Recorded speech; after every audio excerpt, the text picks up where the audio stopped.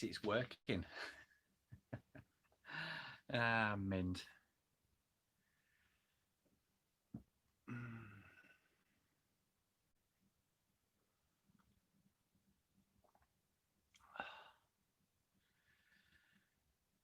I'm hoping someone turns up, but we'll see. Yeah.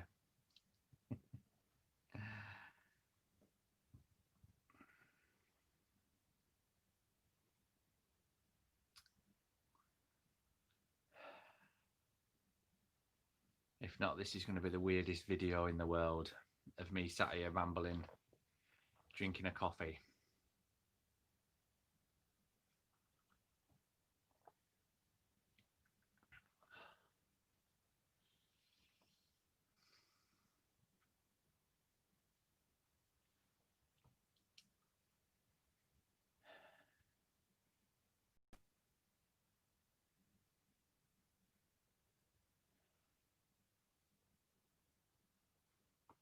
Oh, someone's there. Good morning.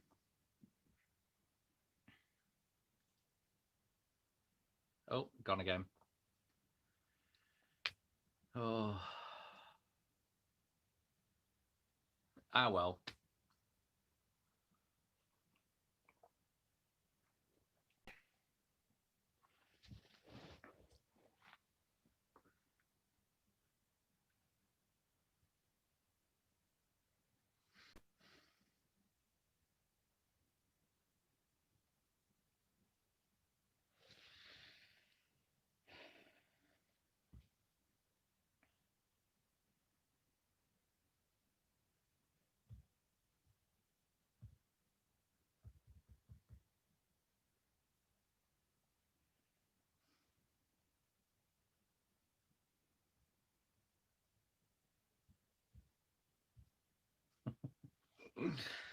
Oh, man.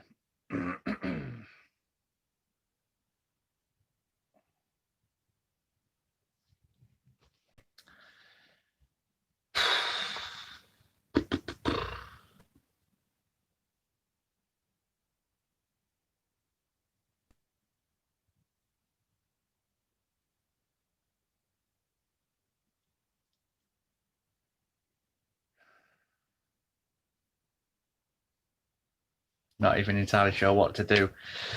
Oh, dear. Oh, well, give it 2 more minutes. If no one turns up, then I'll knock it on the head, maybe. I don't know. Is there anybody there?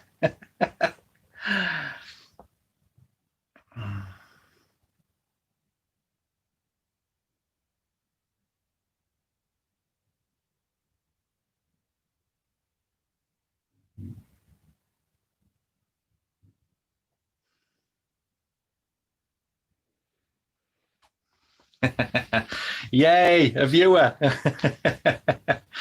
It's however long you want to make it, mate, to be perfectly honest. Yeah, that big.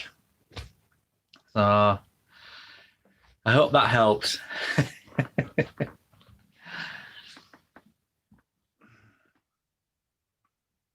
Ah, dearie me. Right, so I've got 2 now, so that's good.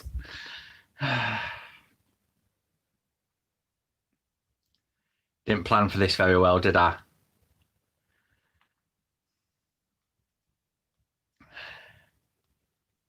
Twice the distance from the centre to one of its ends. That is very true. That is very, very true. But I don't want to get too technical, just in case, because we are live and I can't redo it, you see. So I've got to be careful.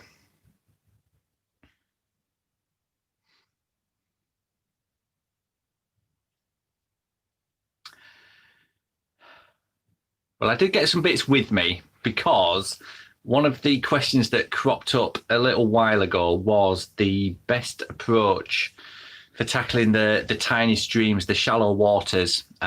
Basically, if you've seen the River Foss videos, you'll get a rough idea of the tactics I've used and stuff. But I'll cover those in a minute. Going bream fishing over the weekend. It's a tough lake. Would you recommend going down the night before? Yeah, if you can, I'd give a little area a bit of a pre-bait, especially in winter. I mean, the fish aren't going to be massively feeding because they're not going to be moving around as much, but certainly for bream, it's always worth going down and just popping a little bit of bait in beforehand if you can, and just see. Yeah, it won't do any harm.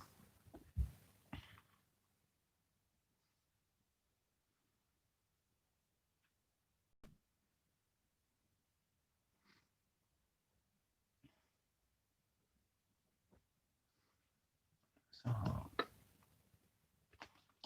yeah. Whereabouts is the lake, Josh?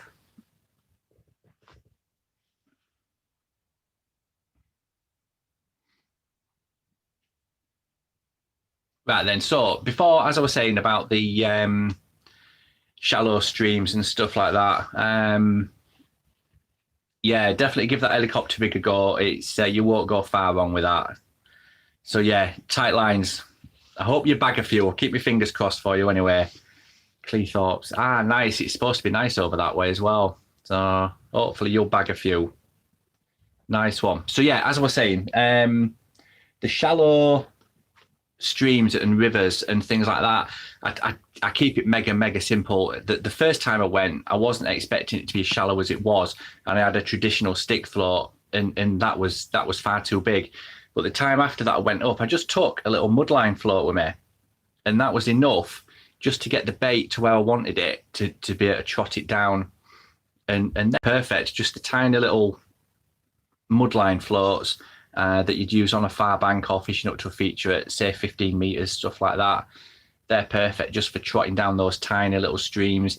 The other tactic I used was just an incredibly small ledger bomb, something that was just literally big enough to hold the bottom. We're talking something like, I think it was a BB shot, just looped onto a bit of line, hooked onto the line, the main line, and that was enough just to hold the bottom and present that bait properly. Because on the small shallow waters, with the water generally being massively clear, anything big is going to spook the fish really. I mean, I was quite fortunate the first time I went, it was quite coloured, but the time after I went, it was really clear, and that's where this little float came into its own. So definitely give those a go.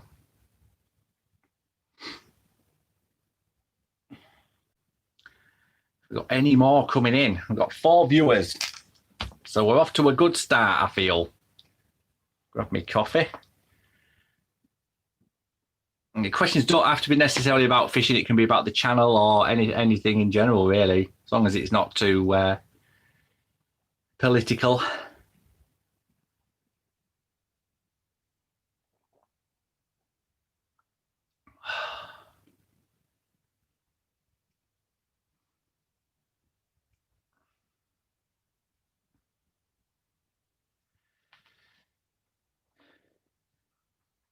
So yeah, the feedback I'm getting from the bite size series is really positive and really good. And I was unsure whether to do them because I wasn't entirely sure if it was suitable or not. But it appears it is. And if I can try and get one done every day, then it'll just keep you guys ticking over. I've got loads of positive feedback from them, and a few people saying that it's really helping just to take your mind off other things, and it's giving you ideas to think about in your own fishing as well.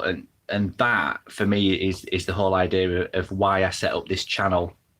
So if I can help in any way like that, then I'm chuffed really. So keep your feedback coming anyway, and just let me know if there's anything in particular that you want me to do a little segment on. Just let me know. Any advice on what size braid and what shock leader to use? Mainly fish commercials, so I haven't really used braid. To be honest, I don't use braid on commercials. I would only really use braid if I was chucking 50, 60 yards on a big open water, really. The venues that I fish tend to be quite small, and I get away with mono, to be fair. Yeah, braids. I did consider it at one point, but as I say, the fish are so small. It just won't be worth it for bringing fishing, not for commercials. Yeah. Again, I would use it on a big open natural venue, but to be honest, I wouldn't know where to start with it because I don't fish those types of water. I just don't see me using it. To be fair,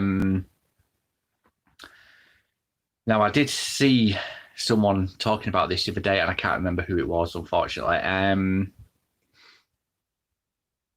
It'll come to me in about half an hour or something. So if I suddenly randomly shout out a random name, you know why. Oh God, I can't even remember who it was now. A good lad to go and check out would be Steve Ringer, to be honest with you. He does a lot of distance feeder fishing and stuff like that. So if you go and check out his videos, it'll definitely set you in the right direction. Because if I give you any advice on that, it'll probably be wrong, to be fair. And I'd rather not try and appear clever when I'm not about certain things. Go and check out Steve Ringer. Talking about bait size, how are you finding the fjuka micros? I've not actually got any of the micros yet. I've just used the fjuka 2-in-1s and the neons, and to be fair, I've caught every single time I've used them on any venue. I've had chub out of two rivers now using them, the Derwent and the Foss. I've had some good quality roach out of the Pocklington Canal. I've had carp and skimmers out of the commercial venues. The winter match that I did up at Redwood Park on the Canal Lake, I was basically just dobbing a white fjuka to some lilies, and I caught carp. But yeah, I can't fault them at all, and I can only assume the micros will be just as good, to be fair.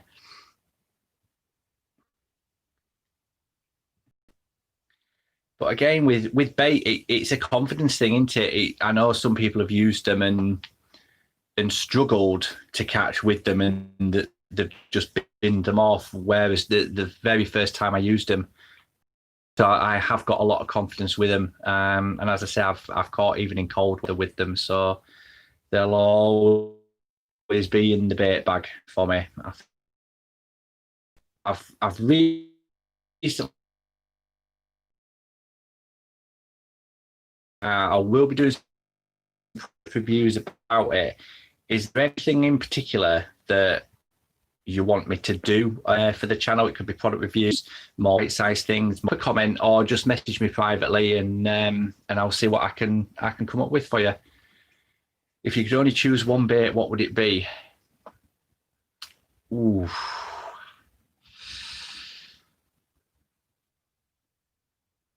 That is a good question. I'm going to have to just say maggots, to be fair, because they'll catch anything at any time of year. So, although it's a close one with pellets, I don't know. I'll stick with maggots, to be fair. If I had the choice of just one bait to use for the rest of my fishing life, it would be maggots, because everything's swimming a litre maggot, won't it? So there's such a non-selective bait that, yeah, maggots, definitely.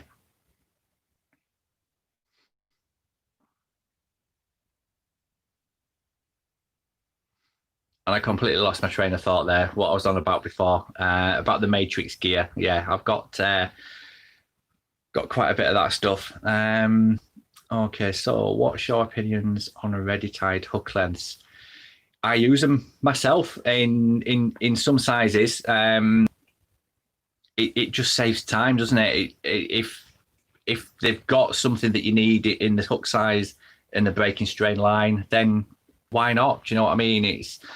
I used to spend hours and hours and hours tying my own hook lengths, and then it got to the point where I just didn't have the time anymore to do it. So I started buying ready-made, and even if, say, for instance, the method feeder rigs and stuff like that, I used to buy a lot of the gear to do that myself, but it's easier and quicker just to buy them ready-made.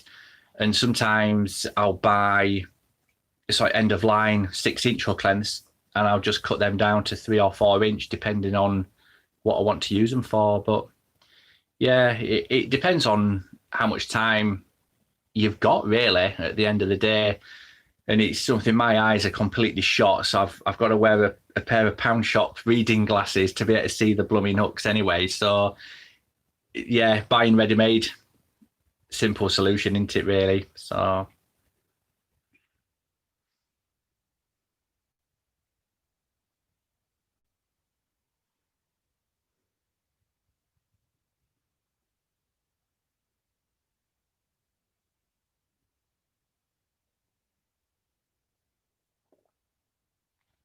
I'm expecting a young lad, Adam Stone, to pop up a second now with a really difficult can of worms question, because he threatened me one with one last night. So I'm just waiting for his name to pop up, and then I'm going to turn this off. But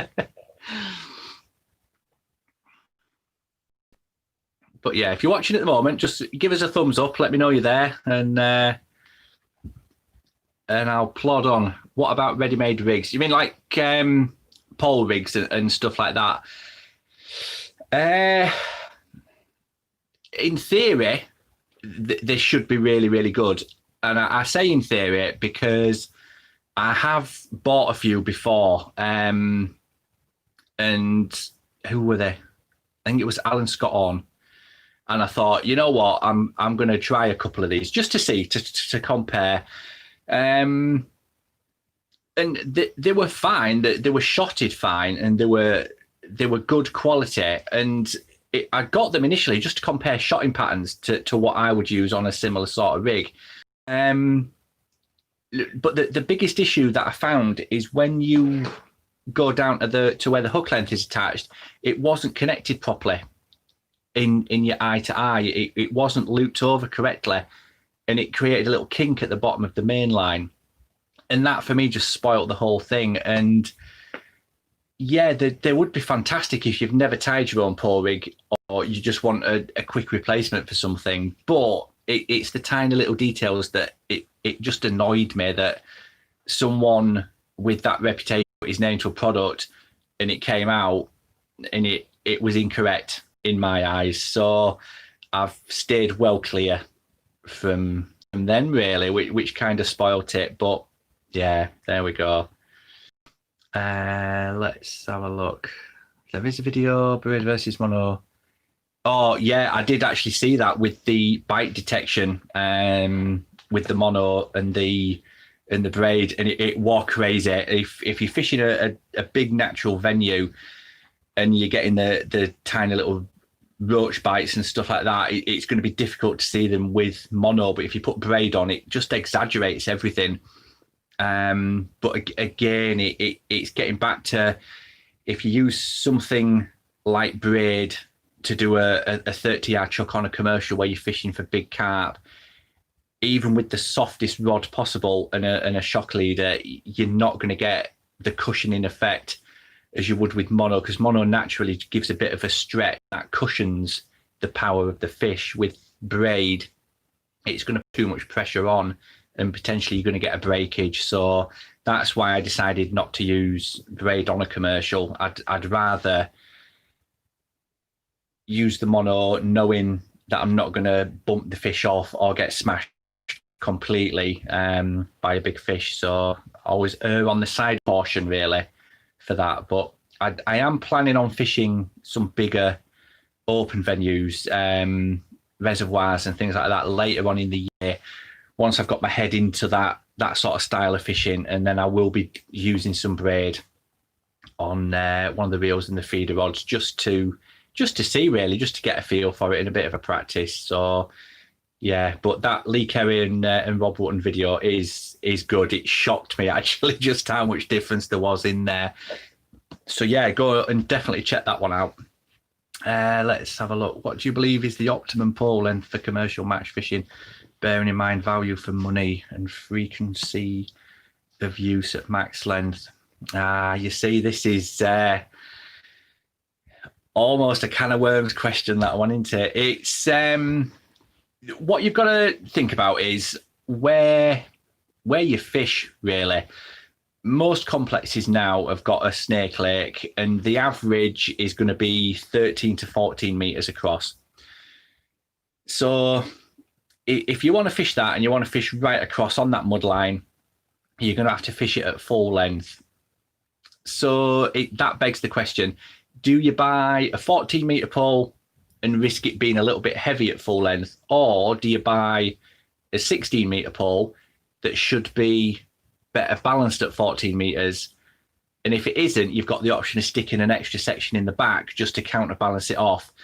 And this is a question that it boggles my mind sometimes, because there's so many variables, so many opinions about it. What it would boil down to me is, if I realistically thought all the venues I fish, I would need to fish at 16 meters, I'd buy a 16 meter pole. But I don't. If I look back the last year and the year before, I think I fished at 14 meters probably 5 times, and that was the maximum. So even though it would be nice to have a 16 meter pole with 8 million top kits, I personally just wouldn't use it. So I would always get a better quality shorter pole. And to be honest, if you're spending a bit of money on it, it's going to be really balanced at full length anyway. So have a look really at what top kits you get and the venues that you fish. And as I say, anything over 15 meters, I'd probably get the waggler out or just lob a feeder out, to be honest, because I am quite lazy when it comes to pole fishing. I'll be the first to admit I shouldn't be, should I? But shipping 16 meters in and out all day, just my shoulders and my back ache just thinking about it. So for me, it'd be a waggler or a feeder at that length, to be fair. Yeah, because the other thing you got to think about as well is if you're in a match and you're all sat in a line on a snake lake and stuff like that, and everyone's fishing at, say, 13 or 14 meters, if you're fishing shorter, the fish either side of you, if they get spooked off, they're going to go sideways because they can't back off.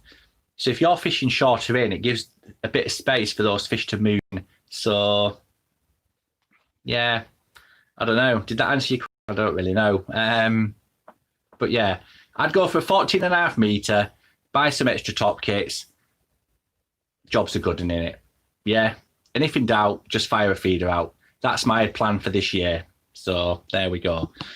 Good morning, Ivan. How are you doing? Let's have a look. What's your thoughts on waggler rigs on winders? I have come across these before, and I can't see a problem with it, to be perfectly honest. Personally, I don't do it because I don't fish a waggler that often. But I know some anglers that do, and it's basically just as simple as using a little knot just to attach it to your main line, and it just saves setting up time, doesn't it? It's yeah. If it saves time and you're happy to do it, then yeah, go for it. Let's have a look. I use braid on some waters. Matrix 10 pound braid with a 10 pound sensor. Any surprising how much stretch there is. Yeah, some lines, depending on how long it is, it will stretch quite a lot. I've noticed that myself on what line is it that I've just got recently? It's not in there, is it? No, it's not. It was one of the Matrix mono Horizon, and that I got that for doing feeder work, and even on a small like 12-inch, you can still pull it quite a lot. There is an awful lot of stretch in mono, and certain brands will stretch a lot further than others. And again, it's something to just take into consideration, really. But unfortunately, we don't know how much a line will stretch until we actually use it.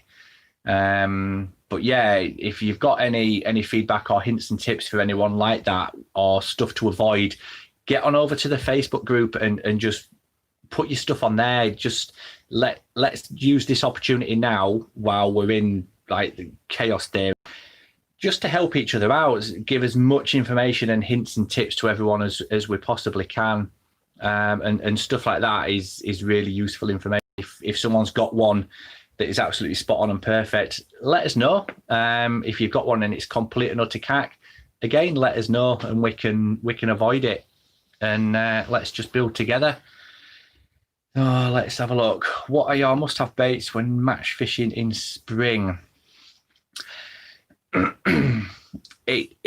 Spring is a tricky time. It all depends on the weather. Once we start getting into spring, your natural baits kind of take a bit more of a backseat, and that's when your pellets are going to come in.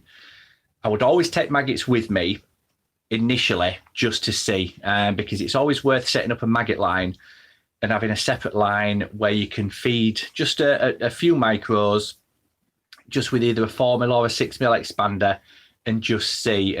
And you can kind of gauge what's going to happen. If they start really getting a lot of bites on the pellets and the expanders and stuff like that, then ditch the maggots and purely start fishing pellets.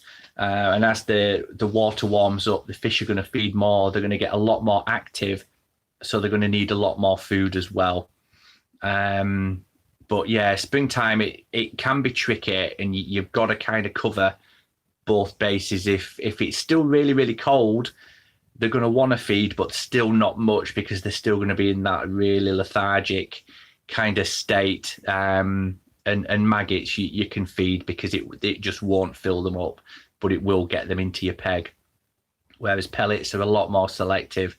They will specifically target the carp and the better sized skimmers. So again, just have two lines and just chop and change and just see how the session progresses, really.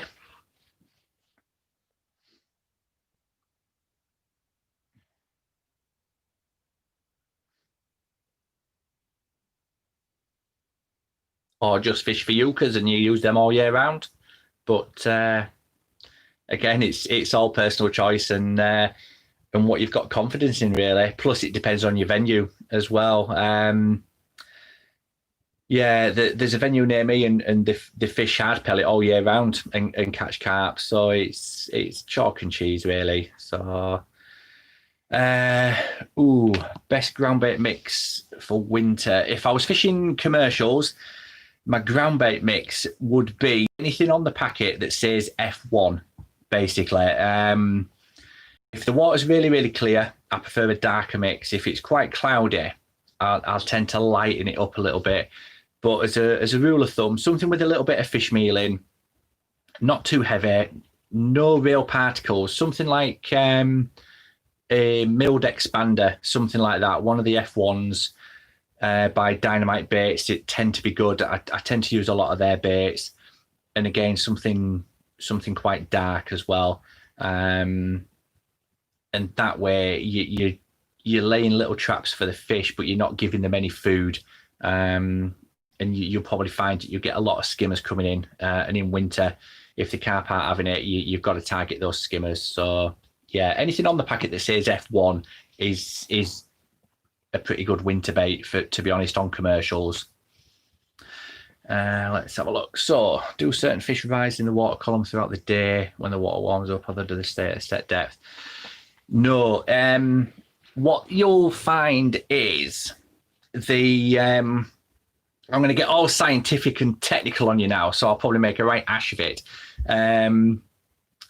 So, your water column basically is anything from the lake bed up to the surface. Okay, that entire column there, it'll all warm up at different rates. Now, your cold water will always sink to the bottom, and it'll force the slightly warmer water up, and it'll form layers within the water. Okay, they're called thermoclines. And this is really technical now, because it's the thermoclines that submarines hide in, basically, because it affects the radars and the sonars and stuff like that. I'm not going down there because my head will explode. But yeah, basically the fish will want to stay in the warmest part of that water column. So if you start off and it's dead cold, a lot of people start on the deck, but that's where the colder water is going to be. So I found maybe 6 inches above is a good starting point. And as it warms up through the day, just try different layers. If you find a layer and you're getting a few bites and they suddenly die off, 9 times out of 10, you're not spooked and they've not pushed out of your swim. They've just gone higher up in the water. So shallow that rig, drop it back in. Even 6 or 8 inches is enough to get in contact with those fish again. So yeah, they will rise up and down in that water column. And I used to think before that you'd have 3 or 4 fish and then it'd go dead. And you think, oh, damn it, I've spooked them. They've gone. I'll have to rest that and then go back on it. But in reality, all they've done is move up in the water. And I watched a carp video recently, and it was interesting because they did exactly the same sort of experiment.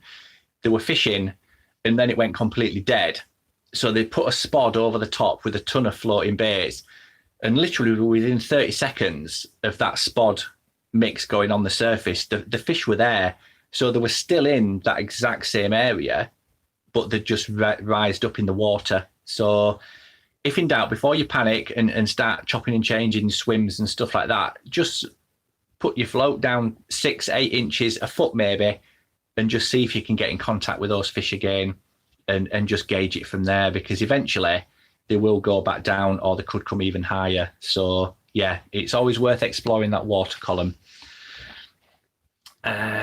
Would you ever consider setting up your own matches? I am planning on doing that this year, depending on what happens with the situation and stuff. It is something I talked about just before Christmas with the Facebook group. What I want to do is I'm basically going to hire a lake, invite a load of people up, all of you guys. It's an open invitation from the Facebook group, YouTube subscribers, and I'm going to see what sort of numbers I get and just go from there, really. Because I would like to do maybe a summer match and a winter one. Not necessarily a match, just a get-together. Let's have a laugh and just share some stories and tips and have a bit of banter and stuff like that. But again, it's all dependent on what happens over the next few months, isn't it? It's, yeah, we'll play it by ear, but that's the plan.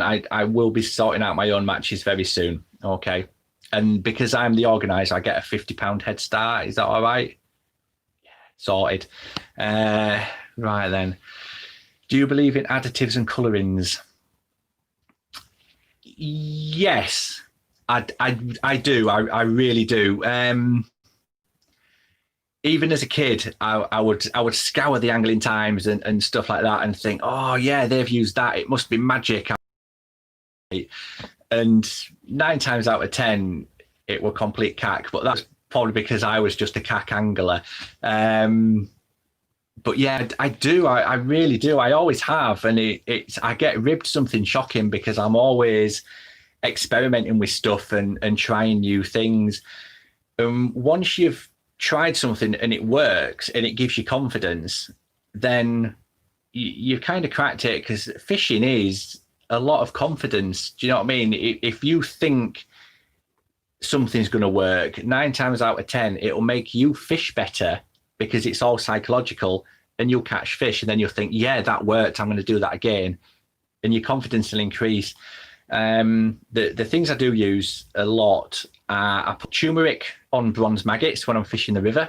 I don't know why. I don't even think fish like spicy stuff, but I seem to catch chub when I'm doing that. So I'll always do that now, regardless.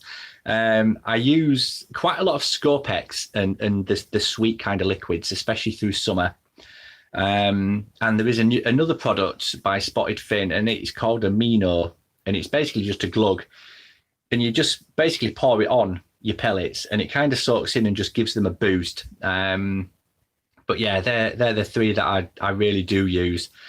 But the shelf in my shed will tell you a completely different story, because I've got every product in there probably for the last 6 years, and it's literally groaning under the weight. But yeah, definitely try the Scopex, the Amino glug, and the turmeric if you fish rivers and stuff, and see what happens. But yeah, if you find something that works, stick to it, and you won't go far wrong. Let's notice there's more people using Matrix gear now, and especially angling for you because all my gear is Matrix.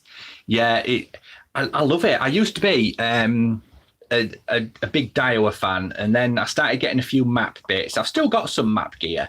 Don't get me wrong, but it I'm a bit of a rough ass. I will admit it. My gear gets a ton of abuse. I'm not gonna lie, and I'm bad for busting stuff. And the map gear, although it's good and it's really functional, it does let me down. So I started swapping it out to use the Matrix gear. And to be honest, the quality difference is it's amazing. So I mean, it's just like this here. This is just their hard case bag. I've had that probably 3 or 4 months now, and it's been with me everywhere. And there's hardly a mark on it, and the quality just seems so much better. Yeah, it's a little bit pricey, but if you buy it, you know it's going to last you a few years, and that for me is good value. But as I say, I'm going to be doing some product reviews on the stuff that I've got and used, just to give you an idea, really. But yeah, if you can look for the Matrix and just have a good play with it and a good feel of it, and even stuff like the stitching around the handles and the quality of the zips, it's a no-brainer, really. Get on the Matrix. So where are we? Yeah, I noticed Ben actually. He's gone Matrix crazy, hasn't he? Every day there's a post now going, "Oh, my other new goodie has arrived." I think yesterday it was a net bag, and his waterproof jacket and stuff like that. Bless him. So I will be following suit very soon. I will be getting the rest of it. Don't you worry. Let's have a look. When having a choice of swims, should you fish into the wind or with it behind you? Oh my God! Right. I wish I hadn't read that one out loud. Where do you start with this one? It kind of depends on time of year, really, and the position. Like it's such a varied answer, really. What I will say is, in winter, you want to be in the wind, but not in it, if you see what I mean, because it's going to be a freezing cold wind. If there's a chop on the lake, you want to be fishing on the edge of it, really. Whether you're sat in it or not doesn't make a difference, but you've got to think about where the fish are going to be. If there's chop in winter, the fish are going to be near it because it's going to be churning up the food and stuff like that. But you don't want to be fishing in it because the water's going to be colder. So you want to be fishing on the edge of that breeze. In summer, if there's a ripple on water, you want to be fishing in it because for whatever reason, if it's flat calm, I won't catch. If there's a ripple, I'll always catch. Whether you want it in your face or not, I'm not sure if that really makes a difference, to be fair. I'll probably get shot down for saying that, but I've never really noticed a massive difference in my catch rate or how I'm fishing, if it's blowing in my face or not. I just remember if it's blowing in my face, I don't have a particularly enjoyable, comfortable day. Do you know what I mean? Yeah, I'm not really going to answer that anymore. Sorry, Mark, but someone more qualified on meteorological matters can probably answer that, because I did cover submarines for you, really. So, you know. Let's have a look. I feel that we're with the Guru stuff. All seems expensive, but really good quality. Yeah, and that's all about, Jake. It's there's that age-old saying, isn't there? If you buy cheap, you're going to buy twice. And I have got a couple of Matrix bits, I must admit. So, sorry, not Matrix, the Guru stuff. So, yeah. And again, it's like I don't mind spending, say, 10, 15, 20 quid more if I know it's going to last me that little bit longer, because I'm a Yorkshire lad. Do you know what I mean? And it's says it all, really, doesn't it? I'm probably as tight as they come. Yeah.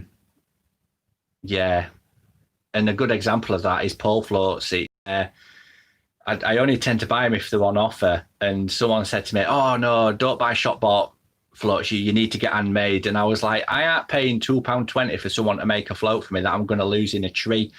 And then someone recommended a company called Jazz Floats to me, and they're all handmade. I've been using them for ages now, and they are absolute quality, and they're 160 each. And I can just about bring myself to pay that for a float. So yeah, if you get a chance, check them out as well, because they're really cool.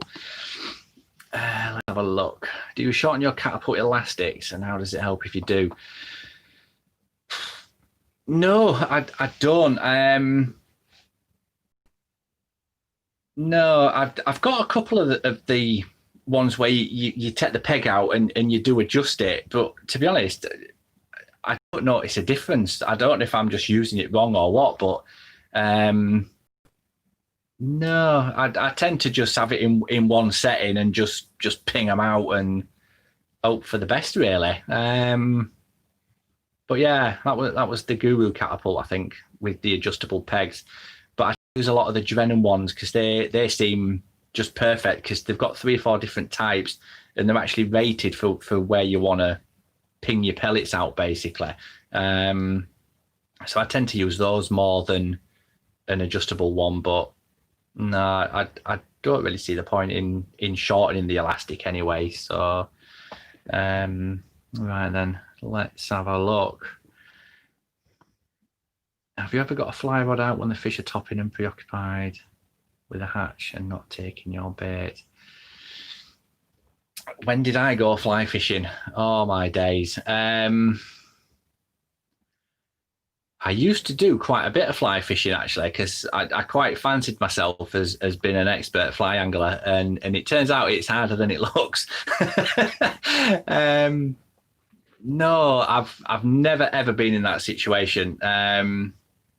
And to be fair, I can't remember. I think I was in my late 20s when I went fly fishing, and I went mad one Saturday and bought tons of gear and found a little trout lake near me, and rooked up to do that. And I tried every fly I'd bought, and in the end I just put on a sinking nymph thing and caught 2 fish on trot, and I thought, this is just I can't cope with it. So I sold everything, but I gave it a go. And it is something I did think about doing for the channel, but I'm just not. It's too many variables. But I do like watching fly anglers when they're fishing a dry fly and everything's perfect, and it must be good to get a fly to match the hatch, and then to actually trick that fish into taking it.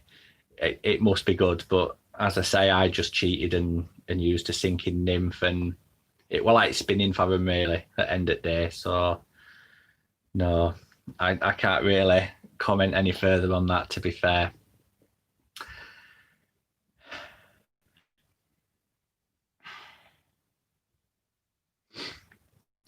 Trying to think of could not find the post, so I do. So it must have been a hard day when you went. Oh man, I tell you, I got there, and they were I was going to fish the Ark Lake up there, and then when I got there were that many people that turned up for match that they were breaking the ice on that and Redwood Lake, and I was like, I did a bit to camera saying, well, that's it, it's game over. There's no point fishing. And then I thought, rather than have a wasted journey, I was going to walk around lake, just get some like arty-farty wind shots and stuff. And then on the bottom lake, the lagoon, the bottom 3 pegs were free of ice. And I'm thinking, oh, mint. So I ran to ship, paid my money, drove back, got all my gear out. And by the time I'd actually set up, it was just starting to ice over again. And I was just like, I don't believe it. And I thought, I'm not wasting £8. Again, Yorkshireman.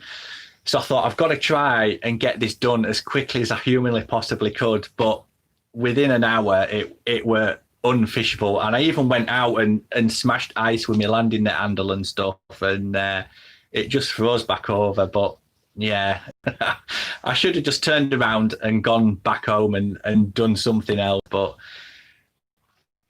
what can you do? So I was packed up and home by 1:30, so it were a nightmare. Dear. Would you ever do a Versus series going around fishing against fans? That is an idea, actually. I don't see why not, to be fair. Yeah, we'll get this winter out of the way, and we'll see. Because I am planning a trip down to Aldercar Lakes in Derby later on in the year when we can travel further afield and stuff like that. So yeah, I'd be up for doing that, actually, having a bit of a cheeky members match type thing and seeing. I better get some pound coins out at bank now, aren't I? Because my track record of doing challenges is it's not good. Ah, dear.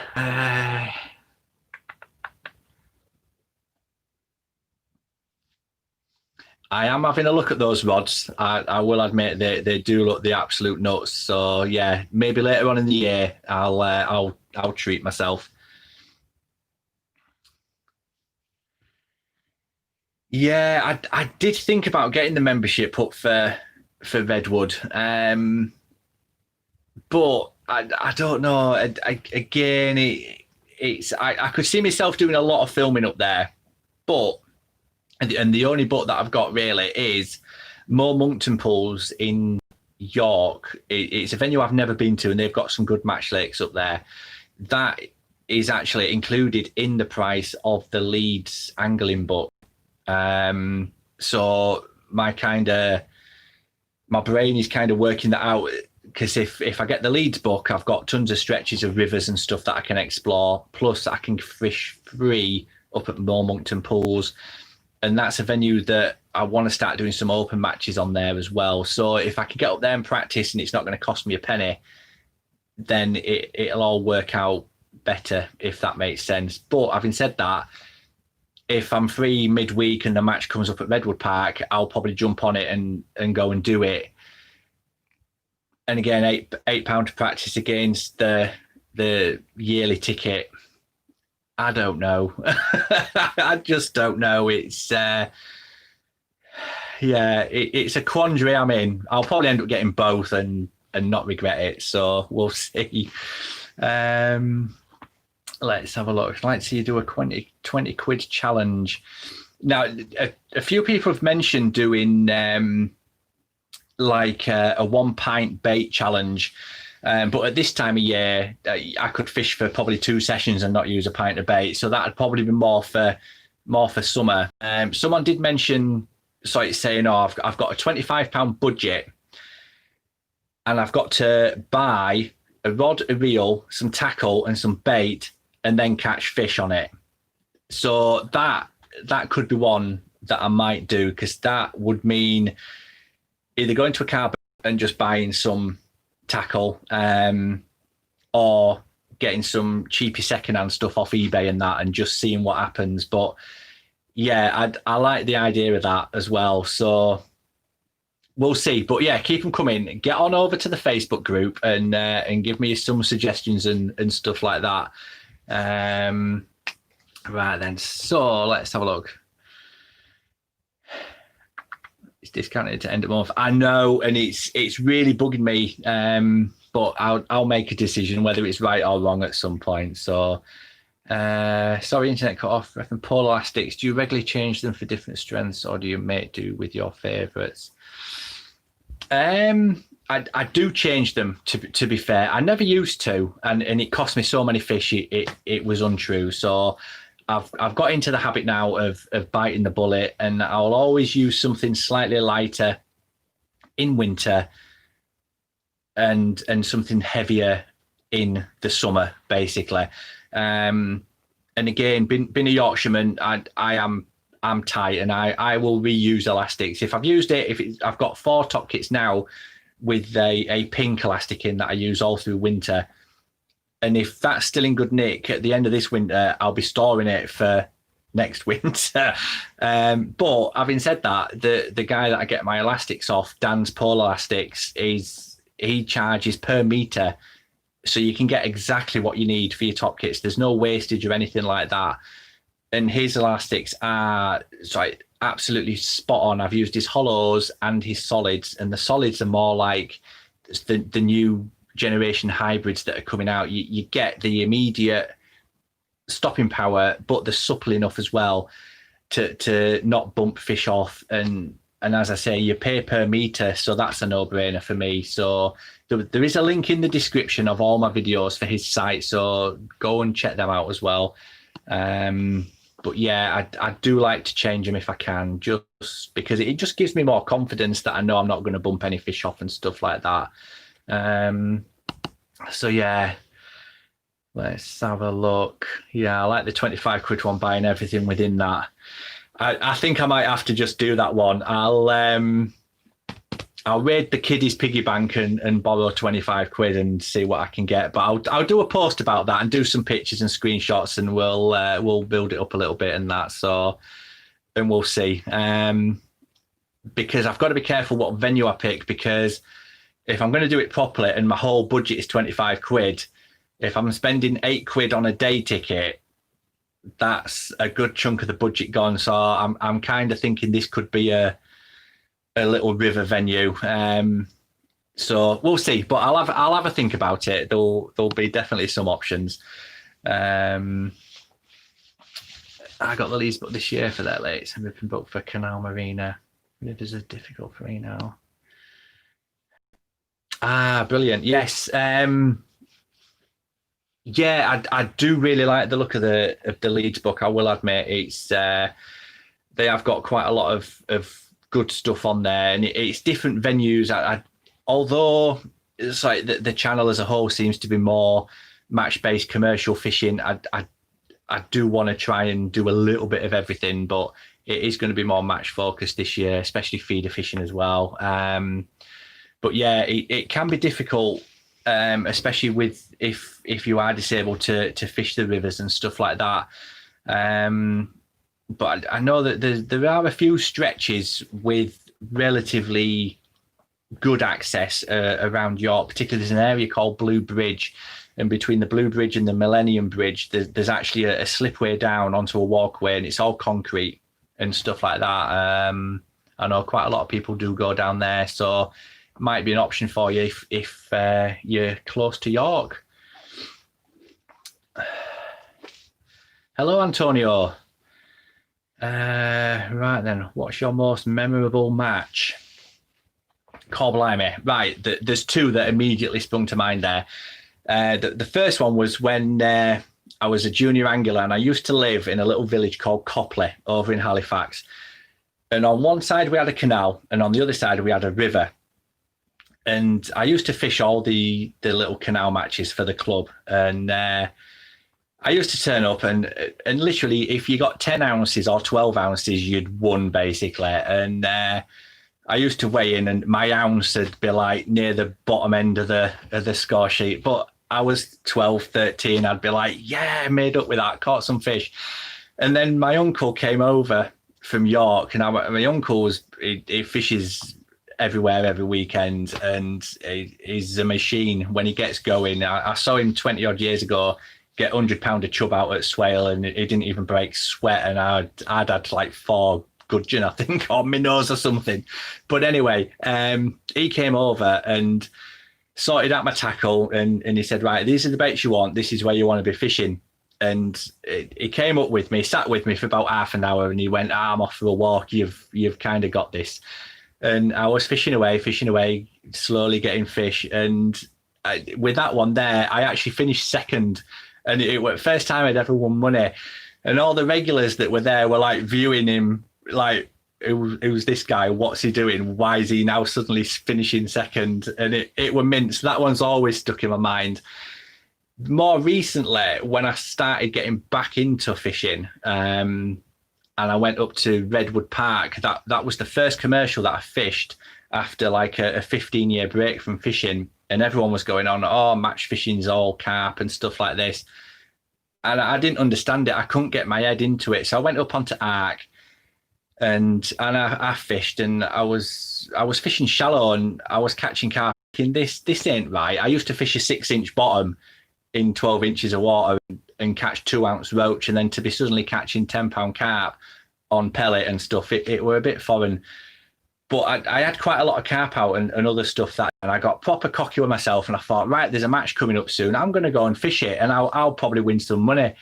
So I rooked up. Now, bearing in mind, I'd had a 15-year gap from fishing. I had no tackle other than an Avanti pole, because it were cheap, an Avanti feeder rod, because it were a tenner, and I thought, that's got to be a bargain, and some proper crap reels and stuff. And I went up, I fished it, and I ended up fishing bread just short on pole line, and I finished third.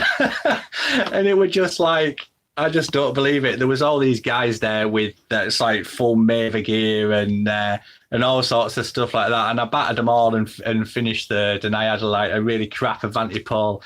So that one's always stuck in my mind, and then everything else has just gone into a blur. But yeah, so we'll see. If I'd have won it, I'd have been like, yeah, awesome. 25 quid, not including day ticket, would be fine, because I'd love to see it on a commercial. Okay, let's, oh my God. Right then. So 25 quid, not including the commercial ticket. So I've got to get, oh crap, how would you even do that? Right, okay. If I can take my seat box to sit on and stuff, that'd be good. Yeah. Okay. So 25 quid is my total budget to buy tackle, bait, and catch some fish on a commercial. But I can't use any existing tackle other than like my seat box and stuff. So, oh my God. Right. Okay. Then I'll get a look into that.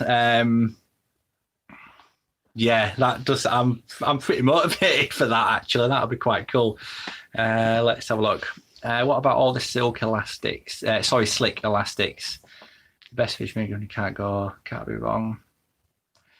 Yeah, it's I've never used it, so I can't compare. And to be honest, I don't. I might try it. I don't know. Just as a comparison for the channel, I might get some and try it.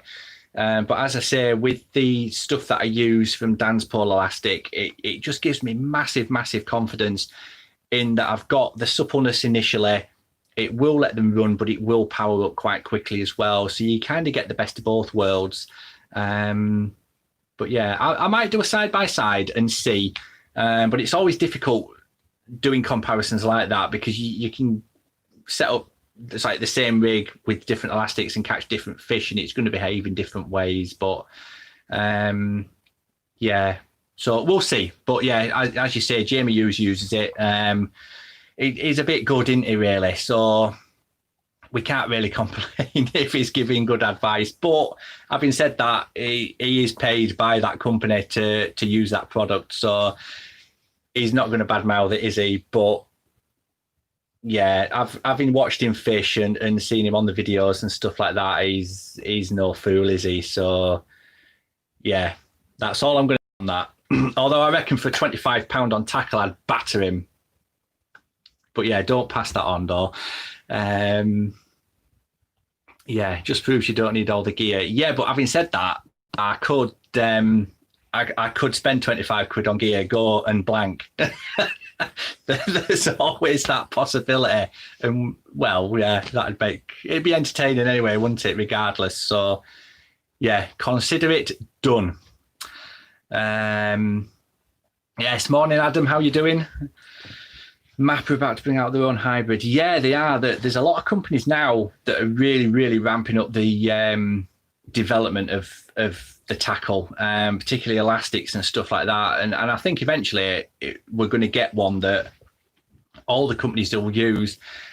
And to be fair, it's all used in the same. It's all made in the same factories and stuff like that. It's just packaged differently and given different names and stuff like that. And some companies will use certain colours that are different to other companies and bits like that. But yeah, it'll be interesting to see the development side of it and what we're going to get next and what does come next. And that's the exciting thing about fishing. Because if you look back, I was going to say like 10 years, but if you look back even 2 years, the development of tackle is scary. Even from poles and rods and things like that, the lightness now and the quality of components, it is scary. Just how far fishing has come. I mean, my very first pole when I was fishing the matches on the canal, that was a big glass fibre Brumming Shimano thing. And I think at most it was only 8 meters. It came with one top kit, and it weighed a bloody ton, to be honest. I remember sitting on my Shakespeare box, my blue one, and I'd had to bury my heels into the ground in front of me and lean back with it. It was that heavy. And my uncle in particular used to take piss out of me, and he'd be going, "Are you all right with that? Can you manage?" I was like, "Yeah, it's fine. Don't worry about it." But that's what you do. And now you can fish comfortably at 14 meters and take your hand off and whatever. Do you know what I mean? It's all good. So right then, take whatever, but you can only fish with the 25 quid. Right. Okay. So like you said, yeah, terminal tackle, rod, bait, etc. All the important stuff. Mint. I think in the Challenger, whip would save a lot of the budget. Yeah, it would, but if it's on a commercial, am I going to be first fish? It'd be a carp, knowing my luck, and it'd just disintegrate. But although it would make a very interesting video, we'll see. I'm going to give it some thought, and then try and decide when is going to be best to do it, and then we'll see from there. So, okay. Oh man. Right. We'll see. I am excited for this one, Jake. I really am. But yeah, I'll have to have a good think about what I can do. So. Okay. And don't be listing loads of junk tackle on eBay now, try to think, oh, that sucker Scott's going to buy it for his challenge. Right then, Mark, let's have a look. Where are we? There we are. How many top kits do you use yourself for a match on a commercial? Do you tend to slide your float up and down, or have set of rigs for each top kit? Ooh, that is a good question. At the moment, I'm probably setting up 2 or 3 lines, to be fair. 10 o'clock, 2 o'clock, and 1 in front, depending on what I'm fishing. If I can, ideally, what I want to be doing, my 10 o'clock and 2 o'clock swims want to be the same depth. So I can plumb at 1, use that same rig, and just drop it in straight away. If it was a big match and an important one, and I didn't want to be messing around and stuff like that, I'd have a rig set up for, say, 6 foot or 5 foot or whatever, and then another one for a foot less, and I'd have a couple for each swim, but with the option of moving that float as well, just to save the top kits. Depending on what time of year it is, you could have a shallow rig, you could have a mudline rig, you could have your like 10 meter line, whatever. It just depends on the venue, really. And like I say, if you're limited on top kits anyway, if you can find a couple of lines that are the exact same depth or thereabouts, just use that same rig and just do it that way. And then you're covering your options, but you've only maybe got 3 or 4 top kits set up. So yeah, very venue dependent, to be honest. So let's have a look. Hook sizes are now like dress sizes. No two are the same. Yeah, I have found that a lot. It's crazy. I've got some frenzy hooks. I found that hook box I was looking for the other day, and I've got some really heavy gauge wire hooks in there from Frenzy, and their 18 is the same size as a Matrix 14, and that just goes to show that there's a massive difference. And that's why I think it's important, once you've found a load of... Sorry, I'm just laughing at what Adam's commented. I'm going to Yeah. Anyway, but yeah, once you've found a range of hooks that suit your style and you've got confidence in, I don't see the point in chopping and changing, because, like you say, you can order, say, 10 packets of size 18 and you'll get them and they will either look like a 16 or a 20. It's just not worth it for me, personally. I'd rather just stick with two or three brands that I know the sizes are accurate. But again, the patterns are completely the same as well. That there's very, very little difference in the hook pattern, and again, that confuses a lot of people. But my little video about that will hopefully clear those bits up. Right then, I'm going to leave this one as the last question, and it's Adam the Pinky Angler. What's your opinion on pinkies? I don't even buy them. I can't even see them. They're that small. So pinkies are for boys, maggots are for men, is what I'm going to say on that one. So, right then, last question from Tony. In winter matches, would you use a waggler line to get beyond 16 metres? Yes, I would. Definitely. If you need to fish beyond 16 metres, set up a waggler. Doesn't need to be heavy, just as long as you can get that distance. A loaded waggler with a fine insert tip. You don't necessarily need shot on your line either. And if you're fishing single or double maggot, just whack it out and find those fish. And a waggler is a great way of finding those fish, because you can cover an awful lot of water just casting it around your swim from, say, 10 o'clock all the way around to 2 o'clock. It is an unbeatable method. I am planning on doing a waggler video as soon as the lakes are all ice free and stuff like that. I'll be getting out and doing that. So yeah, no worries. Thank you very much, everyone that's watched. I was a little bit worried to start with. 3 or 4 minutes went by before someone popped up, but thank you all so much for joining in. I hope I've answered some of your questions. Nothing too difficult in there, thank God. So I really appreciate it. If you have enjoyed it, give it a thumbs up. And if you haven't already, get on over to the Facebook group, and we'll have some banter on there. So thanks a lot, guys. Tight lines, stay safe, and I will, have some more videos up for you soon. Cheers.